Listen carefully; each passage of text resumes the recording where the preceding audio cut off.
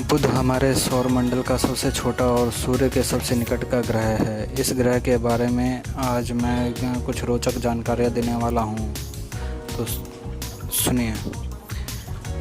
बुध का व्यास लगभग 4879 किलोमीटर है, जो इसे हमारे सौरमंडल का सबसे छोटा ग्रह बनाता है। यह सूर्य से लगभग 57.9 मिलियन किलोमीटर की औसत दूरी पर स्थित है। बुध का सभी ग्रहों में सबसे छोटा वर्ष है, जो लगभग 88 पृथ्वी दिनों में सूर्य के चारों ओर एक परिक्रमा पूरी करता है। इसकी गति भी धीमी है। अपनी धुरी पर एक चक्कर पूरा करने में पृथ्वी के लगभग 59 दिन लगते हैं। वास्तव में बुध का एक दिन अपने वर्ष से अधिक लंबा होता है। बुध की सतह चंद्रमा के समान चट्टानी और भारी गड्ढा युक्त है। इसमें पर्याप्त वातावरण का अभाव है, जिसका अर्थ है कि इसमें मौसम या हवा का क्षरण नहीं होता है। ग्रह की सतह पर कई प्रभाव क्रेटर हैं, जिनमें से कुछ काफ़ी बड़े हैं, जैसे कैलोरिस बेसिन, जिसका व्यास लगभग 1550 किलोमीटर है। सूर्य से इसके निकटता के कारण बुध अत्यधिक तापमान भिन्नताओं का अनुभव करता है। सूर्य के सामने आने वाले ग्रह का तापमान लगभग 430 डिग्री सेल्सियस तक पहुंच सकता है, जबकि सूर्य से दूर का पक्ष लगभग -130 डिग्री सेल्सियस तक गिर सकता है। पारा मुख्य रूप से चट्टानी सामग्री से बना है और इसमें अपेक्षाकृत बड़ा धात्विक कोर है, जो इसे सौरमंडल के सबसे घने ग्रहों में से एक बनाता है। वैज्ञानिकों का मानना है कि कोर ग्रह के द्रव्यमान का लगभग 60% हिस्सा बनाता है। कई अन्य ग्रहों के विपरीत बुध का बहुत पतला और कमज़ोर वातावरण है। इसके वातावरण में ज़्यादातर हीलियम, हाइड्रोजन और अन्य तत्वों के अंश होते हैं। ग्रह के कमज़ोर गुरुत्वाकर्षण के कारण सौर वायु द्वारा वातावरण पर लगातार बमबारी की जाती है, जिससे यह धीरे धीरे दूर हो जाता है।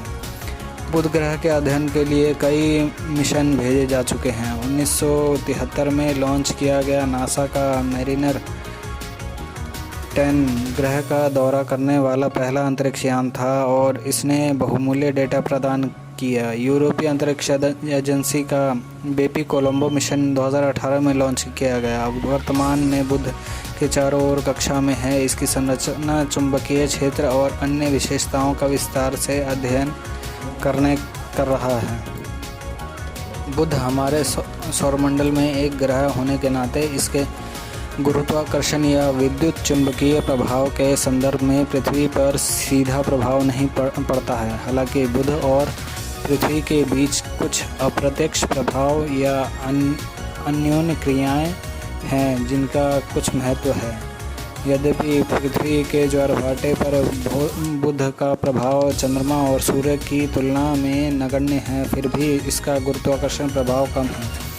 बुध का गुरुत्वाकर्षण खिंचाव पृथ्वी पर ज्वार पैदा करने वाले गुरुत्वाकर्षण शक्तियों के जटिल परस्पर क्रिया में योगदान देता है। कभी कभी बुध सीधे पृथ्वी और सूर्य के बीच से गुजरता है। एक घटना जिसे बुध के पारगमन के रूप में जाना जाता है। एक पारगमन के दौरान बुध को एक छोटे काले बिंदु के रूप में देखा जा सकता है, जो धीरे धीरे सूर्य के मुख के पार कर रहा है। ये पारगमन वैज्ञानिक अध्ययन और अवलोकन के अवसर प्रदान करते हैं।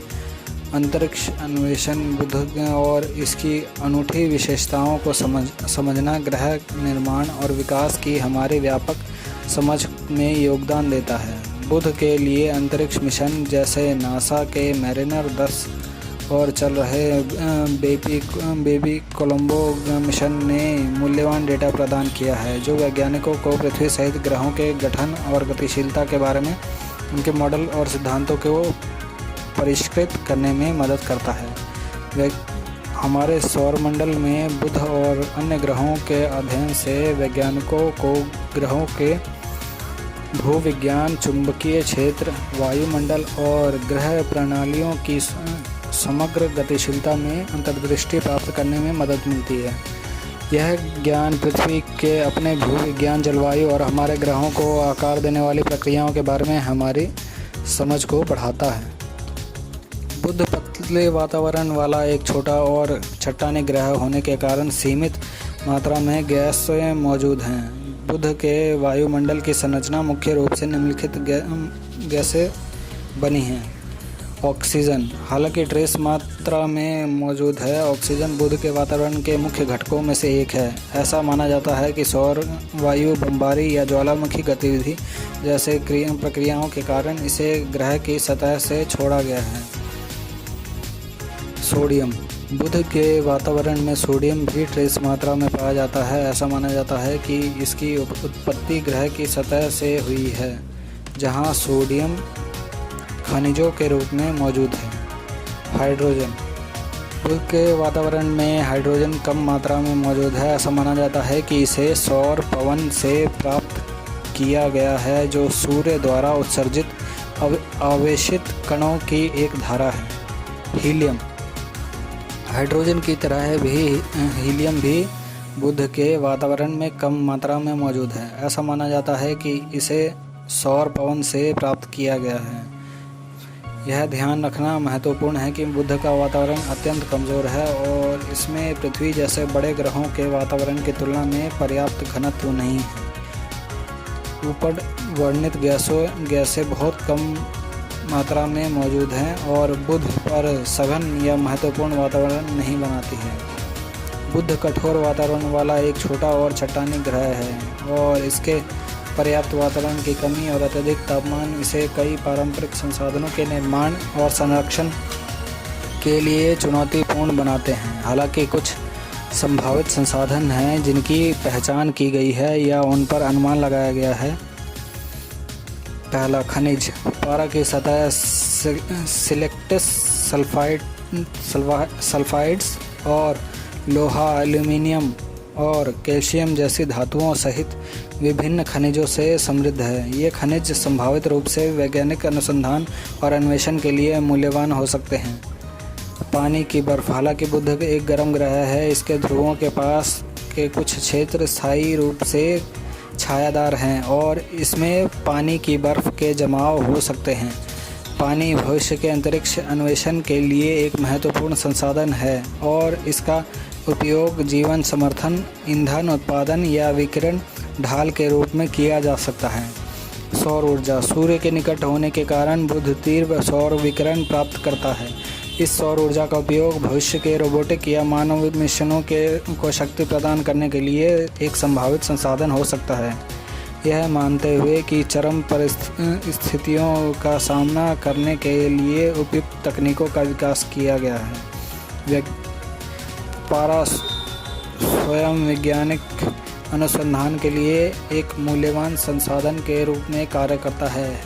इसके भूविज्ञान, चुंबकीय क्षेत्र, वातावरण और अन्य विशेषताओं का अध्ययन ग्रहों के निर्माण, विकास और हमारे सौरमंडल की समग्र समझ में अंतर्दृष्टि प्रदान करता है।